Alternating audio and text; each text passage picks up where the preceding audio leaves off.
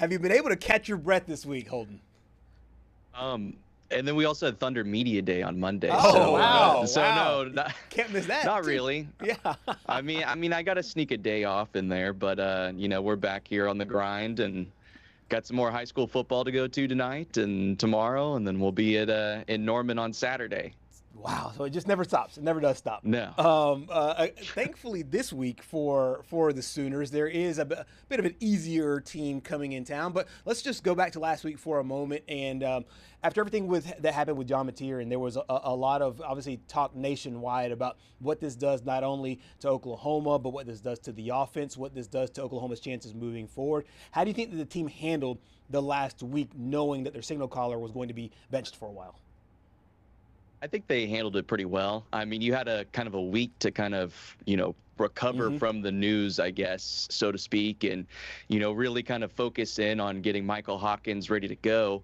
And, like we said, it's kind of an easier opponent. It may be one of the easier opponents that you can have. I think Kent State's pretty down there in terms of the rankings of teams you could play. So I think that, they're feeling pretty good, all things considered. The team had really kind of rallied behind Mateer ever since he got to Norman last, or I guess this winter. And it's a little bit of a shock, but, they've got a pretty capable backup quarterback. I think they have one of the better backup quarterback situations in the country.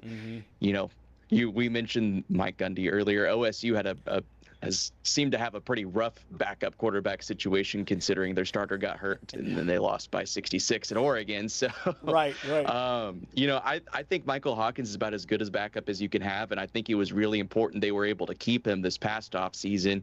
And part of that was because he said he wants to be here. He wants to be the quarterback at Oklahoma, and he's been open to getting some more instruction and learning from guys like Ben Arbuckle and John Mateer, guys that have really shown themselves on the college football stage.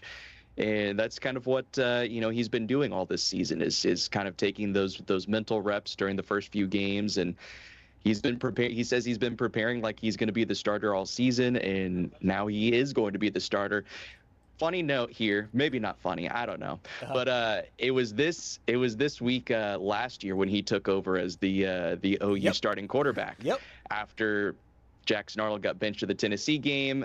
It was game number 5 that Michael Hawkins took the field for the first time, and he beat the Auburn Tigers on the road. Right. And you thought, hey, this could be pretty good, and then they played Texas and they scored 3 points. So I think he's a better version of himself from last year, and I mean certainly the coaches and the rest of his teammates have been saying that as well. You literally read my brain, Holden, because I was just thinking that Auburn was going through a slump at the time. Jackson Arnold was going through a slump at the time. We got the news before the Auburn game that Hawkins was going to start. So from backup to starter, back to backup, now back to starter. What do you think that Michael Hawkins Jr. has learned in this process to make it to where it's not just a one-game flash in the pan like it was at Auburn last year, that he can sustain it moving forward as his team tries to stay in the top 10? I think one of the things is I think he's probably a better passer.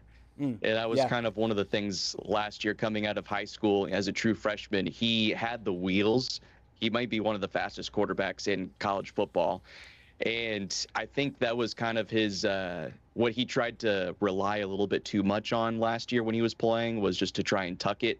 I mean, he had that, 48-yard touchdown run against Auburn. He looked pretty good then. I think he is maybe gotten a little more comfortable just having a quarterback coach. That was one of the things that OU didn't really have last year when they promoted Seth Littrell to offensive coordinator. He wasn't a quarterback's guy.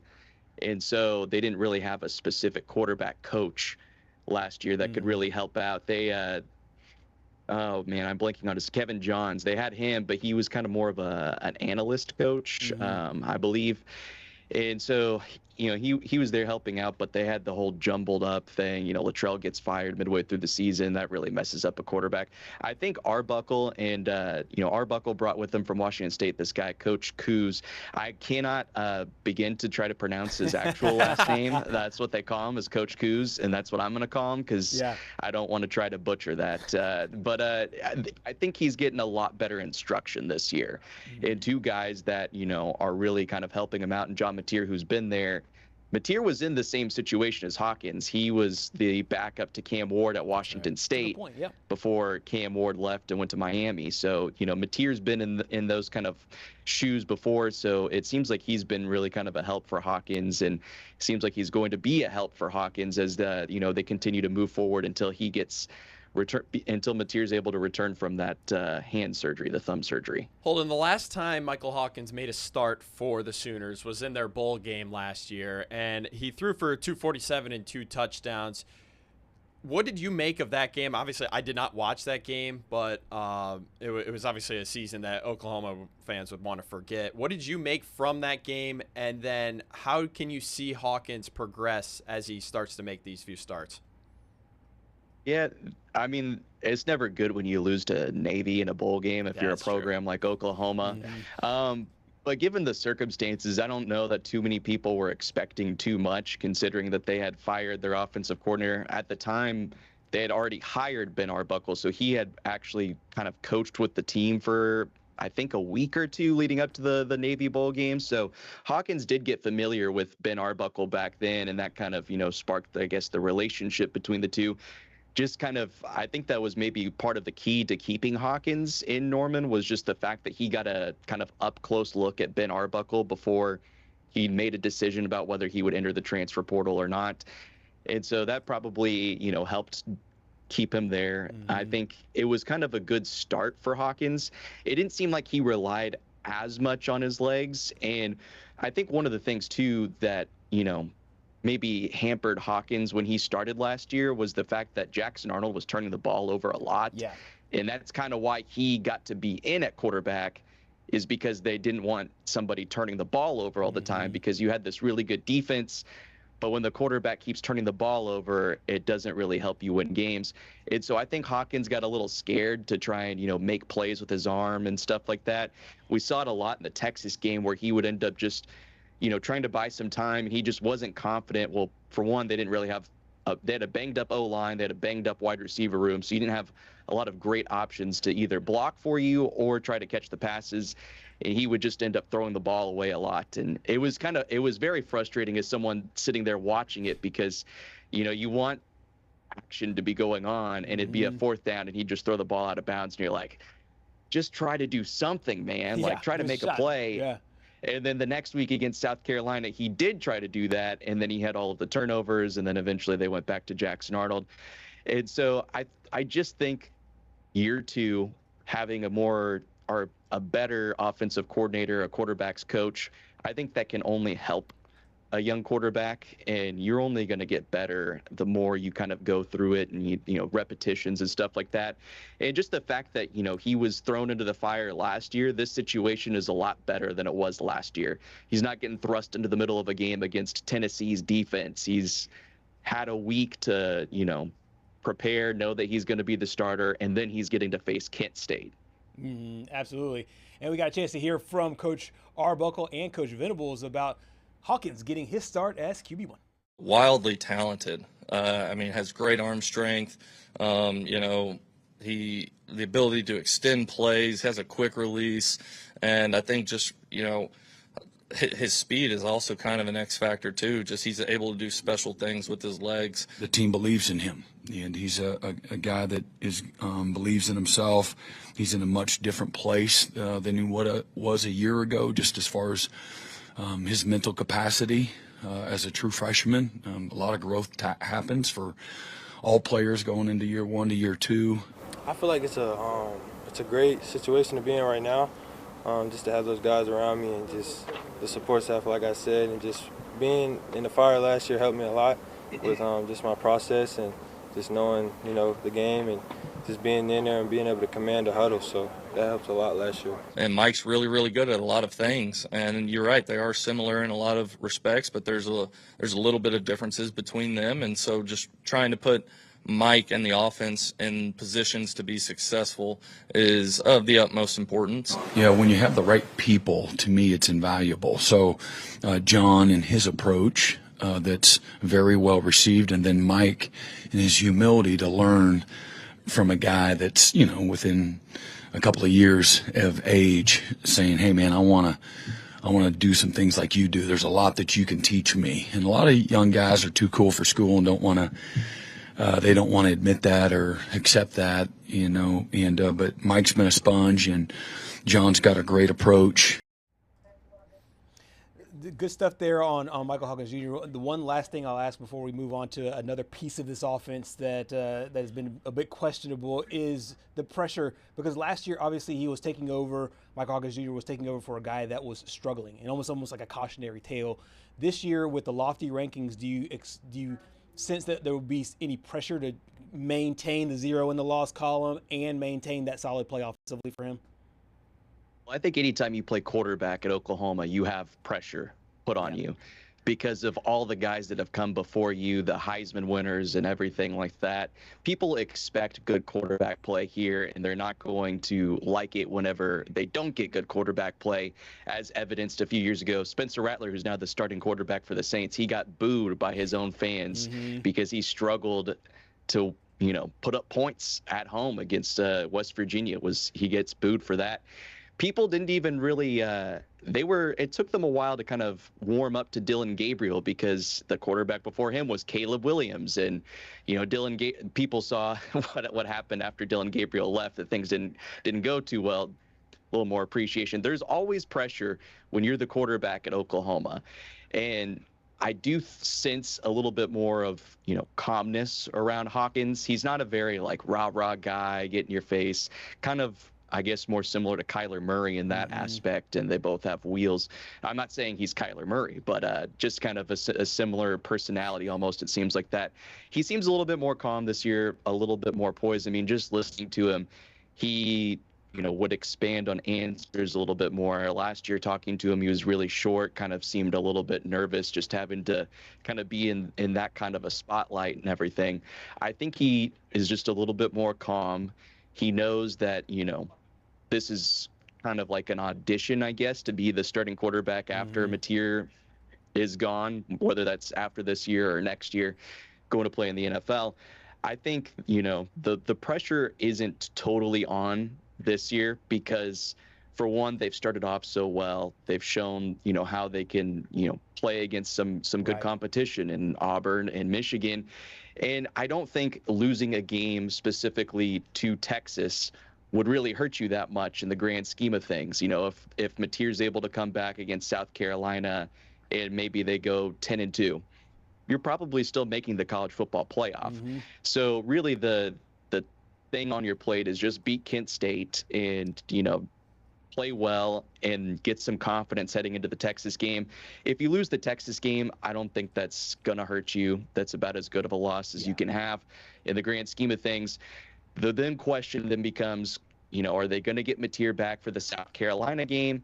I mean, people around here seem convinced Mateer's going to come back and play against Texas, which I don't necessarily believe. But we've got apparently this, if we real quick, just the tortilla presser at the Chipotle in Norman.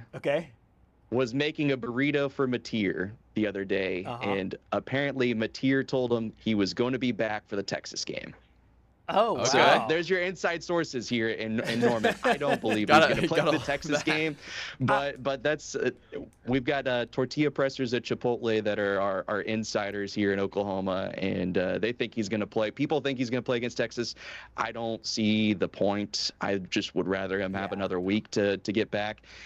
The problem then becomes if he isn't able to play against South Carolina and you lose that, then you don't have much wiggle room the rest of the way, because winning at Alabama and at Tennessee is going to be a tall order. So you would like to be able to sit there and only have one loss heading into those two games just to have a little bit of wiggle room. And I think, Hawkins is more than capable of, beating Kent State and probably this year being at least competitive with Texas, considering we haven't exactly been wowed by Texas this year. So that could be a good game. It was a little disappointing because based on the way the season has gone with Mateer at quarterback, you actually expect OU to beat Texas just on the way things have shook up. But before the season, you were kind of counting that as a loss for OU, not expecting to win that game. So it's a little bit different now. And who knows? I mean, it's a rivalry game. Things can get crazy, but I also have a feeling what you want to talk about next. Maybe a certain running back on the team. Well, I was going to frame it in a sense where literally I was just looking at the stat line, and you had to go so far down here where the third running back, Javonte Barnes, has more yards or has more carries, 19, than Jaydn Ott has yards on the season, 17. Michael Hawkins Jr. has more yards than he does. What is going on here, Holden? I wish I could tell you. I mean, I wish I could just be a fly on the wall in the running back room and the offensive room and just be like, what the heck is going on here? Do these coaches hate Jaydn Ott, or do they just like wasting money and bringing him in to do absolutely nothing? I'm just not quite sure here. This week, Ben Arbuckle did tease that, perhaps we'll get to see Ott a little bit more, but I also feel like we've been getting teased all season in terms of, Jaydn Ott and the impact he's going to make on this offense. So I really don't know. I mean, you would love to just see the first drive, Jaydn Ott goes out there and, maybe he's not wowing you, but, at least get a few carries and a few kind of, prove that they don't hate him, that he's not hurt or whatever the case is. I don't know. Because right now he's just been wowing the checkbook. Yeah. But it's also hurting his draft stock. Yeah. I mean, the guy wants to go play in the NFL, I'm pretty sure. So, I mean, he has to at least be pondering his decision to come to OU at this point, considering he's not touching the ball. He's just made zero impact on this team, at least from an on-the-field perspective. And I don't know if it's just he's struggling to learn the offense, if they don't like his attitude. I mean, I just don't know what the reason is for this, because you have a guy that is clearly talented and you have a team that is clearly struggling to run the football.